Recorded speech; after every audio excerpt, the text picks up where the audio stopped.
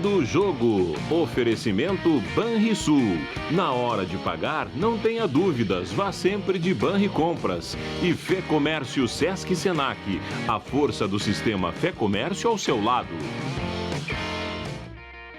Muito boa noite, estamos começando o Virando o Jogo desta quinta-feira, ao vivo, é claro, aqui pela RDC TV, canais 24 e 524 na Claro Net TV, aqui para o Rio Grande do Sul.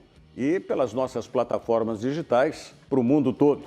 E hoje vamos ter um programa, pai bola, rápido, um programa praticamente de espera aí para o jogo do Internacional, um jogo que é chave nas pretensões do Internacional, no meu entendimento, é um jogo chave, evidentemente. Nós estamos aqui com os colegas e com a colega e com o colega, porque agora a gente tem que ser esse politicamente correto, esse mimimi que o mundo está cheio, está muito chato, meu Deus do céu, está muito chato. Sempre se disse, e eu me criei na idade escolar, sempre ouvindo dizer que a língua masculina era machista, porque se falavam os colegas mesmo tendo uma colega junto. Assim como se a gente olhar para a língua espanhola, a gente vai ver que é o lado feminino que domina mais a pronúncia da Itália. Também o italiano não é o carro, é a máquina, coisas assim. Mas enfim, então vamos... eu estou aqui com ex-menines. Não é nem com o menino e nem com a menina, é com ex-menines, que agora tem que falar. A que ponto esse mundo está chegando? Heloíse Bordim, seja bem-vinda, colega, novamente ao programa. Tudo bem, Foi Rogério? Bem de folga? Boa noite a todos que estão nos assistindo, também para o Barbosa. Tudo certo de folga, deu para dar uma descansada, né? Peguei bastante chuva, mas deu para dar uma descansada. Sim, mas aí em pôde casa, rever... né? Eu não estava na praia, eu estava em casa. Sim, então, pôde rever a família, no interior, a vida calma, tranquila do interior, realmente vale a pena. Então, um grande abraço lá para a Serafina Correia, né? Que está nos acompanhando. Tá? Menine Barbosa Júnior. Boa noite, Rogério. Boa noite aos amigos do Virando o Jogo. E amigas. Amigas, né? Ou amigues agora, como tem que ser dito, amigues. Tu viu que o respeito se mantém, né? A Heloíse voltou e eu pulei pro lado esquerdo, saí do lado direito. Isso? Sim, não, só porque, né? Essa poltrona, ela vai permanecer... A posição preferencial. Não, lógico. Que isso. Mas vamos fazer o seguinte, tem uma manifestação do Patrick, que é um dos principais jogadores do Internacional nessa fase do Abel Braga, e que inclusive fez um golaço, né? Pode-se dizer que foi de bicicleta o gol que ele fez contra o Red Bull Bragantino, não foi? Uma meia bicicleta. Meia? Tu já tirou um pedal da bicicleta, mas foi um pneu da bicicleta do Patrick. Mas aí o Patrick fazendo consideração sobre esse jogo de logo mais diante do Atlético Paranaense. Vamos conferir o Patrick. Eu acho que está todo mundo feliz, está todo mundo unido, trabalhando junto e preparado, né, pro momento que a gente está vivendo. Tanto é que quem entra ajuda, quem está jogando também ajuda, quem está de fora nos incentiva. Então acho que essa sintonia tem dado certo e eu acho que o caminho é esse, trabalho, humildade e eu acho que já está claro, né, que não são os 11 que define, que decide o jogo, e sim toda a equipe, os que entram, os que estão no banco lá. Então acho que a força do grupo é importante. É um momento muito bom, acho que é fruto do nosso trabalho. Fizemos história, né? Batemos um recorde de vitórias, mas não tem nada decidido ainda, então a gente tem que vencer mais ainda para poder alcançar nosso objetivo. Eu fico feliz, né, por estar bem, estar ajudando o Inter. Eu acho que eu não costumo focar nesse desempenho individual. Eu costumo pensar na equipe, costumo me dedicar ao máximo para poder ajudar a equipe. Se eu vou fazer gol ou não, se a gente vai vencer, é mérito do trabalho da equipe toda. Eu fico feliz por estar fazendo parte disso. Eu fico feliz, né? Fase boa, fazendo gol, a equipe está bem. Fico feliz, tento retribuir no máximo, né? Com comemorações. Então, Eu acho que a gente está num momento muito bom e toda energia positiva é sempre bem-vinda nesse momento, né? Mesmo de casa, a gente sabe que é um momento difícil, que a torcida está de casa. Mas mesmo de casa, se estiver vendo mensagem positiva, energias positivas, a gente tem tudo para entrar mais forte dentro de campo. Então, que continue assim até o final do campeonato. Então aí está, né? O Patrick, que eu digo é o bom peladeiro, né? Se colocado naquela função lá mais adiante, não tendo obrigação de organizar nada, ele é um jogador aproveitável, sem dúvida alguma. O Internacional já tem a confirmação, Heloísa Barbosa? Sim, confirmado já o Internacional, inclusive acho que vai entrar na tela aí, mas é Marcelo Lomba, Rodinei, Lucas Ribeiro, Vitor Cuesta, Moisés, aí está, ó. Lindoso, Edenilson, Prachedes, Patrick, a dúvida, né? Que era Marcos Guilherme ou o Caio Vidal, joga o Marcos Guilherme, e o Yuri Alberto na frente. E a ausência do Rodrigo Dourado, que tem uma lesão muscular, mas que forçou o terceiro cartão amarelo, né? Na partida contra o Bragantino, justamente para folgar nesse jogo. E a entrada do Marcos Guilherme, quer dizer, essa me parece a grande questão. Será, no entendimento de vocês, que é uma solução para a baixa produtividade que vinha tendo o Caio Vidal, mas o Marcos Guilherme é uma solução?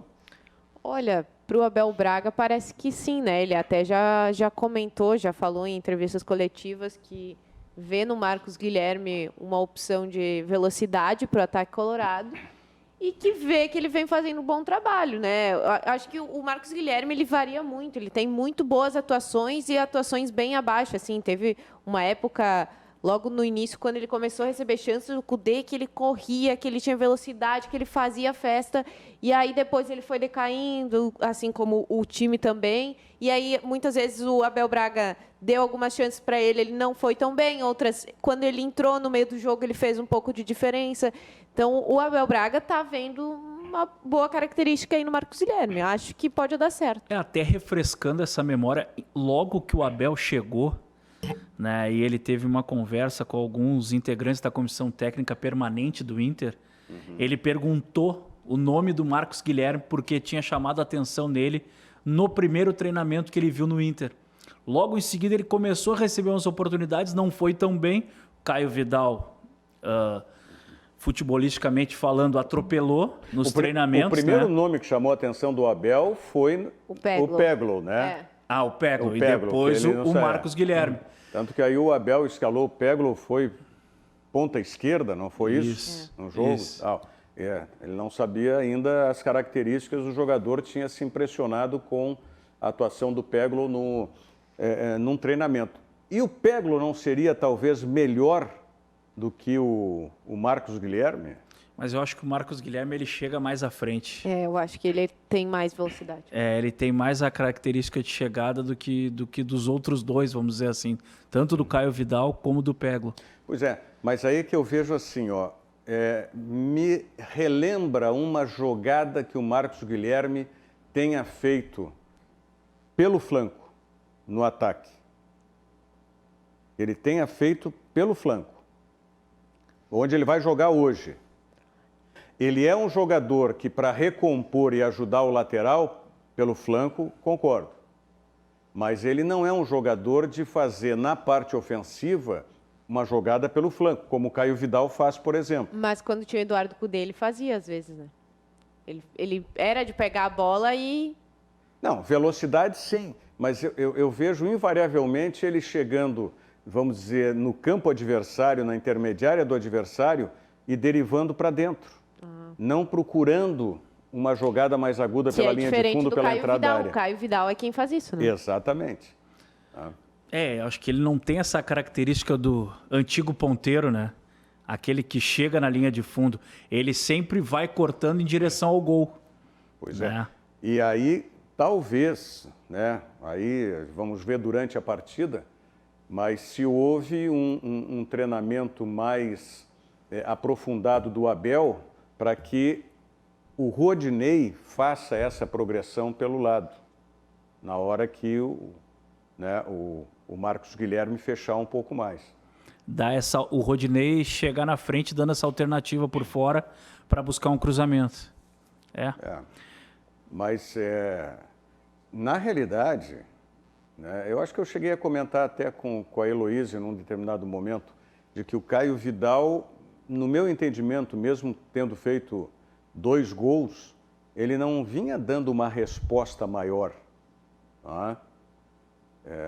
E talvez por isso é que a preferência do Abel tenha sido pelo Marcos Guilherme, porque o Caio Vidal me parece assim que foi o jogador que teve o maior número de oportunidades. Ele teve 2 partidas muito bem e depois ele teve uma terceira partida que foi na cidade dele, foi contra o Fortaleza, né? Foi o primeiro gol dele. Foi o primeiro gol dele, inclusive com a família toda no estádio e aquele clima todo de volta a casa e tudo mais.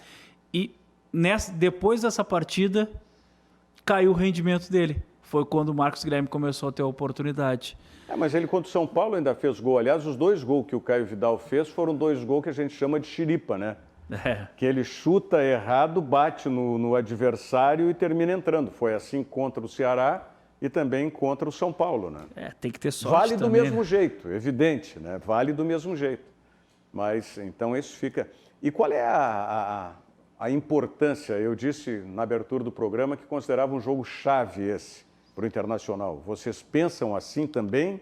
Eu não tenho dúvidas. Eu até achei que antes, né, ainda quando tinha uma sequência de 6, 7 jogos ainda para o Inter, eu até achava que esse era o jogo mais difícil. Depois do jogo com o Bragantino, acho que vai ficar difícil ter um jogo, né, mais competitivo que contra o Bragantino, como foi aquela partida. Mas eu considero muito difícil, primeiro pelo gramado sintético, né? A gente sabe que, claro, existem muitas formas de se dar bem, mas mesmo assim é difícil de se adaptar rapidamente, que é o que o Inter vai ter que fazer. E o Atlético Paranaense, apesar de não estar numa posição tão boa, o Atlético Paranaense sempre incomoda, né? Nunca é um jogo tranquilo, nunca é um jogo de atropelo, nunca foi. Muitas poucas vezes. Né? E o interessante é que os 2 jogos é no mesmo horário, tanto o Inter contra o Flamengo também. Né? Então, o que acontece? Por que a importância desse jogo com o Atlético Paranaense? De abrir, né, mais alguns pontos.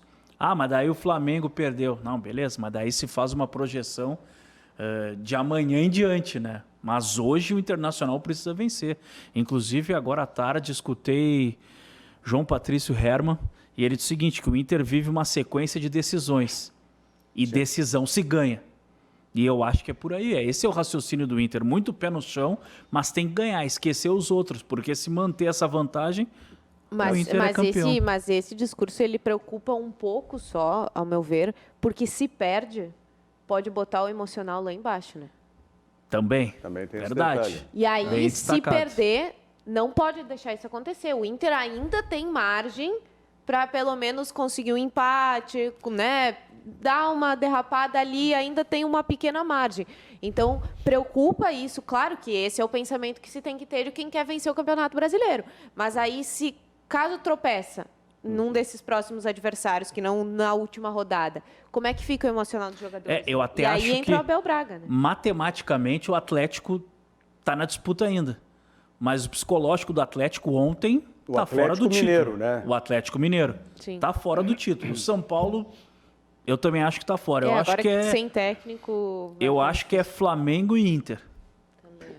Agora esse Atlético Paranaense nunca foi um adversário fácil para o Internacional. Não. Tanto que as disputas aí são absolutamente equilibradas, inclusive em número de vitórias. O Internacional acho que tem uma vitória a mais só na história de embates contra o Atlético Paranaense.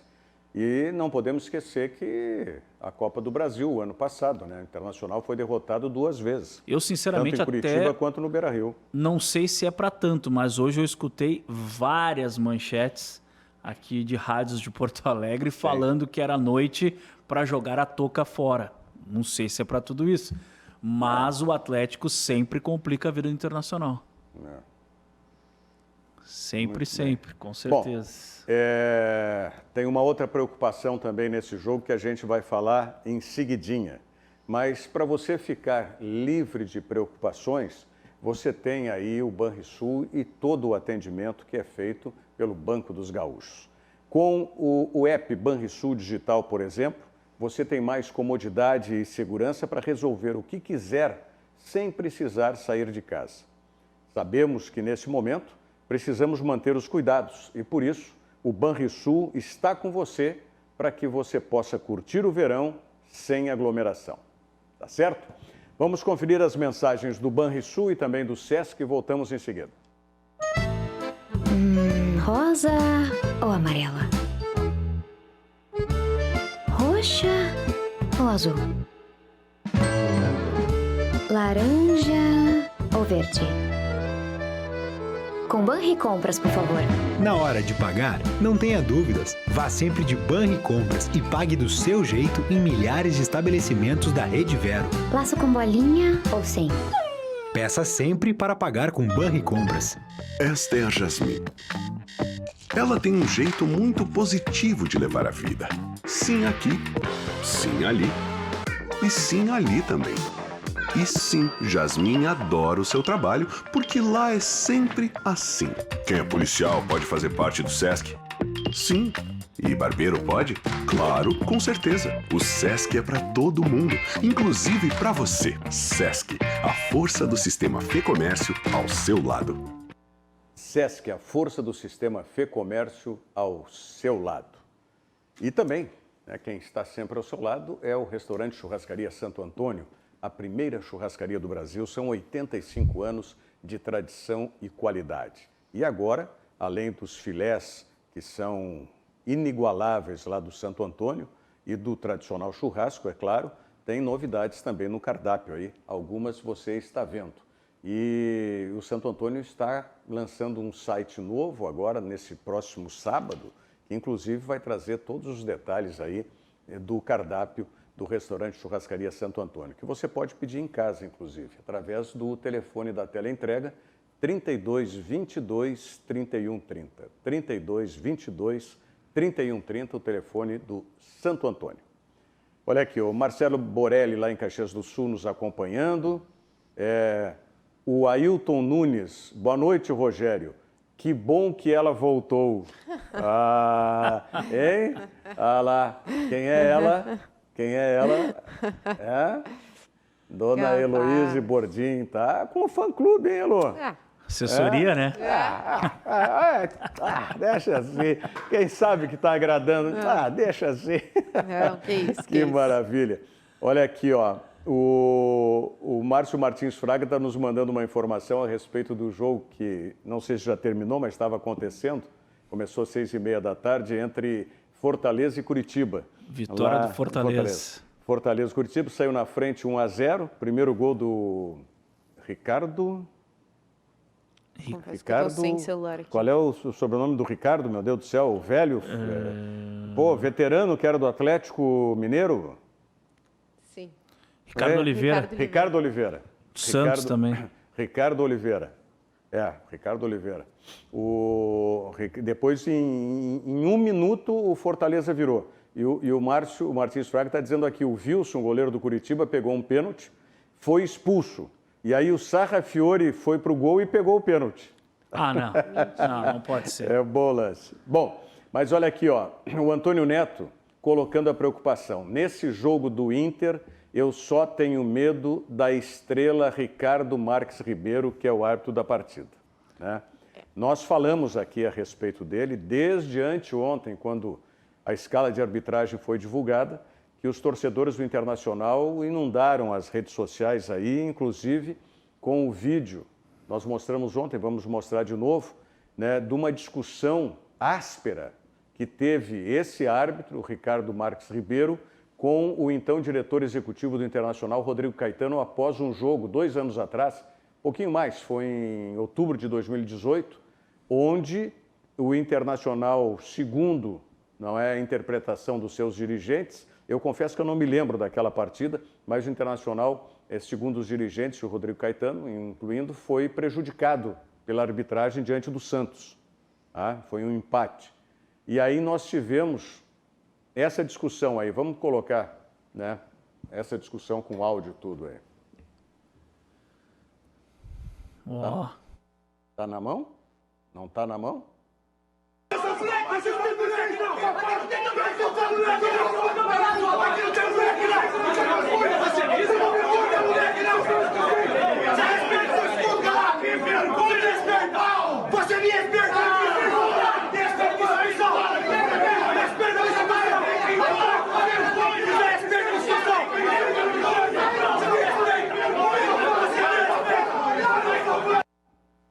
Você me respeita.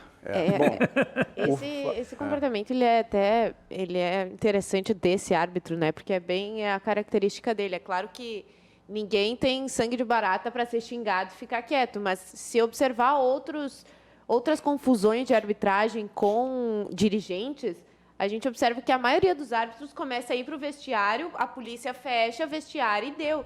E ele segue dando corda para a confusão, né? Ele segue não aceitando ser xingado. E, mais uma vez, reforço, não é que mereça ser xingado, né? Ninguém merece aguentar e ficar quieto. Mas não é um comportamento tradicional da arbitragem brasileira. E ele vai um pouquinho contra, né? Ele já não deixa... Ontem, inclusive, eu busquei essa mesma reflexão. E a gente estava recebendo o Fabrício aqui ontem, o Neves Corrêa, que é ex-árbitro de futebol, tem essa experiência. E eu realmente toquei nesse assunto, que normalmente dirigentes, jogadores e os dois clubes envolvidos, eles fazem a agressão verbal, eles fazem o xingamento, mas aquele trio de arbitragem segue escoltado pela polícia em direção para o vestiário. Sim, segue firme e esse árbitro nos chama a atenção de que ele abre mão do isolamento para bater boca, né, com o dirigente do Internacional, que na época era o Caetano, que inclusive estava com a perna machucada nessa partida. Depois ele relatou em súmula que o Rodrigo Caetano levantava a bengala. Eu imagino o Rodrigo Caetano com o gesso, o joelho operado, indo para a briga, né? E ali ele estava também numa situação do me segura, né? Me segura, Então, mas o que eu vejo desse árbitro, a minha preocupação é que ele não é confiável dentro de campo, sabe? Ele não é confiável.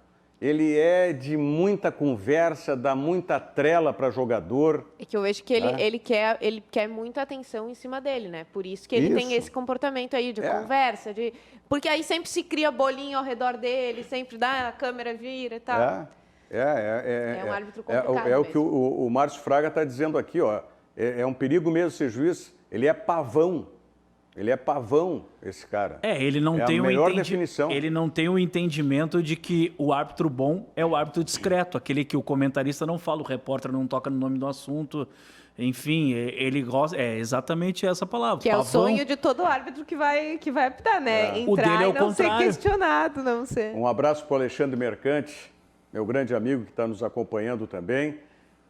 E o Antônio Neto está dizendo aqui, fora o ataque de nervos que ele teve no aeroporto. Eu não lembro disso, não. Lembro de um outro que foi ele abençoando o VAR, né? Ele o quê? Não foi esse que abençoou o VAR, que fez uma oração na frente do VAR? Acho que foi. Não lembro. Sim. Verdade. Ele parou Neto, na frente do VAR, fez uma manda oração. Rápido aqui mais detalhes que eu confesso que eu não me lembro. Eu digo rápido porque a gente já está terminando o programa, hoje é curto, daqui a pouco o Cadu já entra com 2 toques aí. Virando o jogo pocket. Pocket. Ou soft. O pocket fica mais clean, ou né? Ou fitness, né? Tá certo. Falar em fitness, né? O professor Leandro Brandão está nos esperando lá no CT Crossfire 21.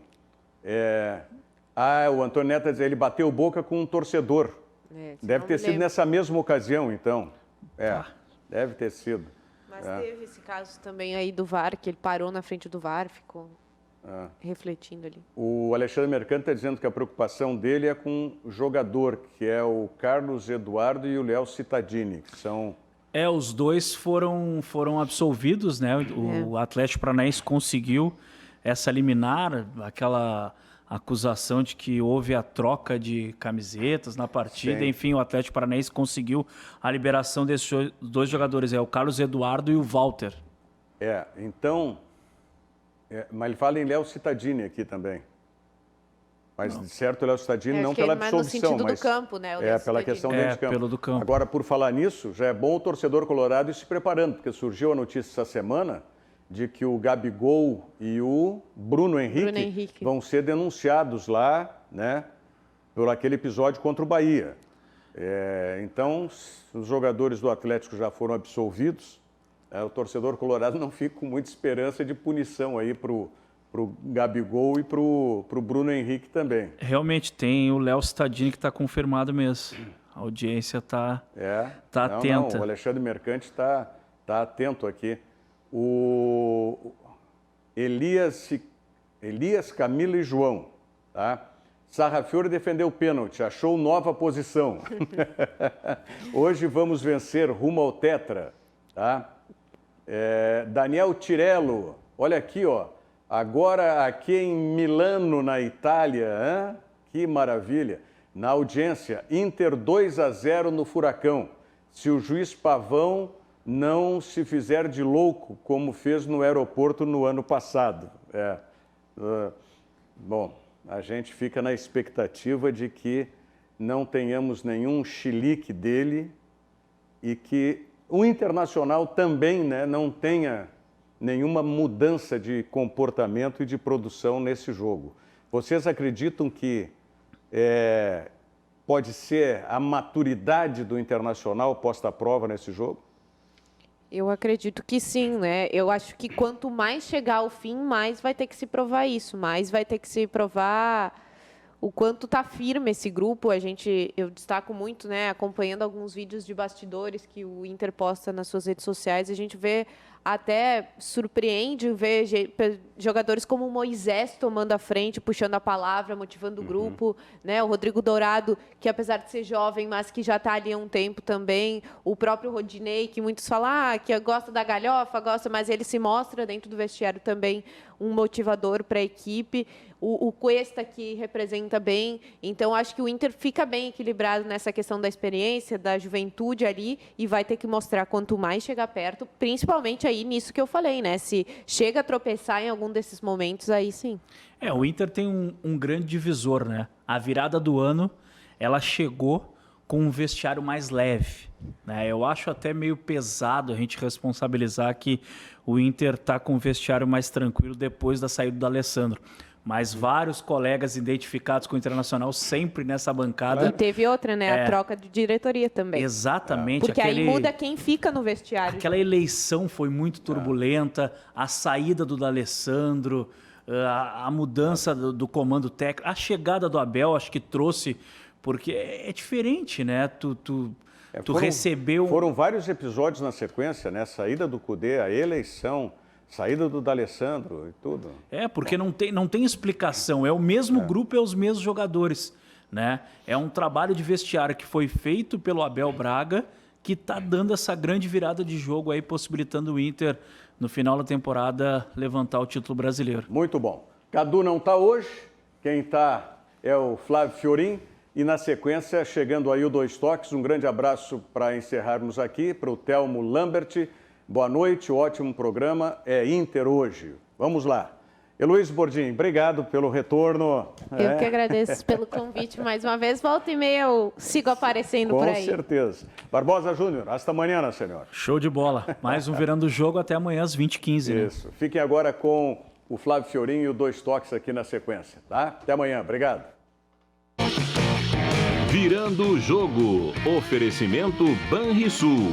Na hora de pagar, não tenha dúvidas. Vá sempre de Banri Compras. E Fê Comércio Sesc Senac. A força do sistema Fê Comércio ao seu lado.